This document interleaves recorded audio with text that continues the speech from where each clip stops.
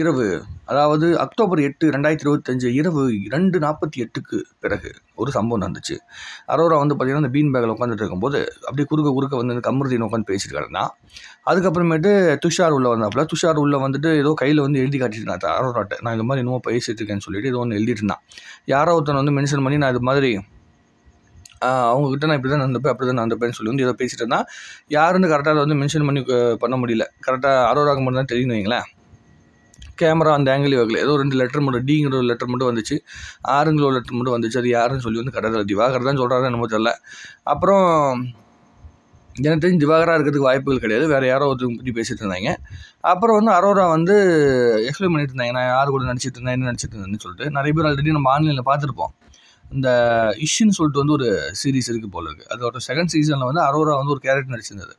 யார் கூட நடிச்சிருந்துச்சுன்னா, உள்ளுக்குள்ளே உட்காந்துருக்காங்க அந்த எஃப்ஜே, அந்த பையன் கூட வந்து ரொமான்டிக்கான ஒரு வெப் சீரிஸ் ஒன்று வந்து நடிச்சிருந்துச்சு. நாங்கள் வந்து அந்த ஸ்மோக் பண்ணுற மாதிரி ஏதோ ஒரு அந்த சீரிஸில் வந்து நடிச்சிருக்கோம், நீ வெளியே போய்ட்டு அந்த சீரிஸ் பார்த்துட்டு நீ சொல்லு, நல்லா ஸ்பைசியான சீரிஸ் அப்படிங்கிற மாதிரி சொன்னாங்க. கிட்டத்தட்ட அது வந்து மிட் நைட் மசாலா கண்டென்ட் தான் அது ஆக்சுவலி, அந்த இஷ்யூ சீரிஸ் வந்து. ஸோ அதனால தான் அந்த புள்ளையை செலக்ட் பண்ணியிருந்தாங்கன்னு வைங்களேன். சரி, ஆன்லைனுக்குள்ளே வந்து ஸ்பைஸியாக சுற்றிட்டு இருக்குது. ஸோ நம்ம பிக் பாஸ் மாதிரி அதே மாதிரி வந்து ஒரு வெப் சீரிஸ்லையும் ஸ்பைஸியாக கண்டென்ட்குள்ளே கொண்டு வரலாம் அப்படின்னு சொல்லிட்டு அரோரா உள்ள செலக்ட் பண்ணியிருக்காங்க. அது நல்லா இருக்கும் அப்படிங்கிற மாதிரி சில பேர் சொல்லிட்டு இருந்தாங்க. பிரேம்ஜி தான் வந்து நடிச்சிருந்தாருன்னு நினைக்கிறேன் இந்த சீசனில். ஏதோ ஒரு என்ன சொல்கிறது, ஒரு கேரக்டர் மாதிரிலாம் பண்ணியிருந்தார் அப்படின்னு நினைக்கிறேன். அது இன்னும் நான் முழுசாக பார்க்கல. நான் சும்மா விளம்பரம் ரீல்ஸ்லாம் பார்த்தேன். ஸோ நம்மளும் பார்த்தா தான் என்னன்னு தெரியும். டைம் இருந்தால் நானும் பார்த்து அதை என்னன்னு சொல்லி அப்டேட் பண்ணுறேன். ஆனால் அரோராவுக்கும் எஃப்ஜேவுக்கும் வந்து பார்த்திங்கன்னா, இந்த ஒரு சீரீஸில் நடித்த ஒரு ஆர்டிஸ்ட்டாக தொடர்பு இருக்குது. ஆனால் அது பெரிய அளவுக்கு அதை வந்து காட்டிக்கல. நேற்று அந்த வார்த்தைகளை விட்டுருக்காங்க. அதுக்கப்புறம் தான் நமக்கு தெரிய வருது. துஷார் பொறுத்த வரைக்கும் என்னென்னா, துஷாராக இருக்கட்டும், இல்லை வந்து கமருதீனாக இருக்கட்டும், எல்லாருமே வந்து போய் அப்படி கூட நின்று பேசிட்டு இருந்தானுங்க. நீங்கள் இந்த தம்ப்நெயிலில் பார்த்தீங்கன்னா தெரியும், பயங்கரமாக க்ளோஸாக உட்காந்து பேசிட்டு இருக்காங்க எல்லாருமே. பேசுகிறது ஏதாவது ஒரு விஷயத்தை வச்சு கவர் பண்ணுறதுக்காக. பட் ஆனால் அந்த லவ் டாபிக் மாதிரி கவர் பண்ணுற மாதிரியோ, இல்லை அந்த உஷார் பண்ணுற மாதிரி கவர் பண்ணுற மாதிரியோ அந்த மாதிரிலாம் பேசலை. ஆனால் பேச்சுகளில் வந்து ஒரு சின்ன சின்ன சேஞ்சஸ் தெரியுது.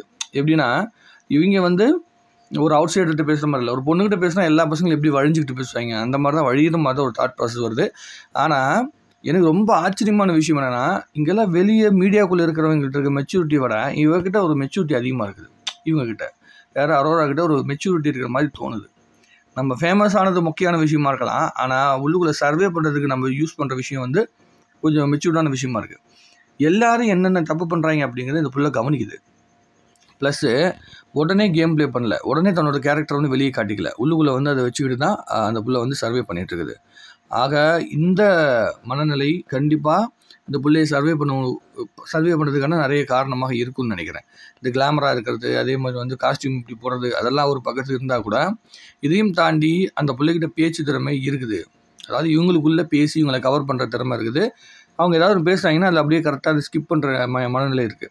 இந்த பிள்ளை ஏதாவது வந்து பார்த்திங்கன்னா ஏதோ ஒரு சில வார்த்தை சொல்லுதுன்னு வைங்களேன், அந்த வார்த்தை வந்து இந்த வீட்டுக்குள்ளே வந்து போட்டா அப்படின்னு சொன்னால், அந்த போட்டாங்கிற வார்த்தையை வந்து இந்த பையன் இந்த கமருதீன்னு நினைக்கிறேன், அது அப்படியே வந்து ரிவர்ஸில் பேசுகிறான், டபுள் மீனிங்கில் பேசுகிறான். நான் சொன்னது வந்து பிக் பாஸ் வீட்டுக்குள்ளே வந்து போட்டா அப்படின்னா, பிக் பாஸ் வீட்டுக்குள்ளே வந்து போட்டாவா அப்படின்னு அந்த பையன் கேட்குறான். இதை வந்து என்னென்னா அது ஒரு புத்திசாலித்தனம்னு நினச்சிட்டு இருக்கேன், டபுள் மீனிங் பேசுகிறத. அந்த பிள்ளை வந்து அதை அப்படியே ஸ்கிப் பண்ணுது. சரி, இவன் தேவையில்லாமல் தான் நம்மள்ட்ட உரண்டெழுப்பான் போல இருக்குது. நம்ம ஆன்லைனுக்குள்ளே வந்து அரோரா கிட்ட வந்து கமெண்ட் போடுவாங்கல்ல, கமெண்ட் போட்டு அந்த புள்ள ரிப்ளை பண்ணும்ல, அதே மனநிலைக்குள்ளே தான் வந்து இந்த பையனும் பேசிகிட்டு இருக்கிறான். என்னத்தை போய் சொல்கிறதோ தெரில, இது எந்த இடத்துல போய் நிற்க போகுது அப்படிங்கிறது நமக்கு தெரியல. ஆக நேற்று நடந்த சம்பவங்களில் இவங்க எல்லாருமே கொஞ்சம் க்ளோஸ் ஆகிட்டு இருக்காங்க. அதாவது பகல் டைமில் எபிசோட் டைம்லலாம் அந்த பார்வதியை போட்டு எல்லாம் கார்னர் பண்ணி பேசிட்டு இருந்தாங்கல்ல, உங்களுக்கு பார்வதியை பற்றி தெரியாது. பார்வதி தான் உலகமாக கார்னர் பண்ணுற பார்ட்டி. ஆனால் பார்வதியோட ஒரு கோளாறு கேஸ் தான் வந்து அந்த மீனவ பொண்ணு ஒன்று வந்து உள்ளே விட்டுருக்காங்க. அந்த பொண்ணு என்னமோ பேரை ஏதோ சுசியா ஏதோ சுலோச்சனாவே ஏதோ ஒரு பேரை, அந்த புள்ள வந்து ரொம்ப ஓவராக பண்ணுது.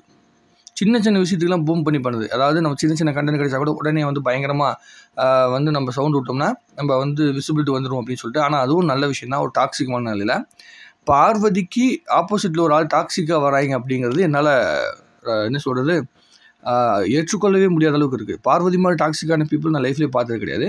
ஆனால் பார்வதிக்கே டாக்ஸிக்காக ஒருத்தி வரான்னா அது பெரிய விஷயந்தான்.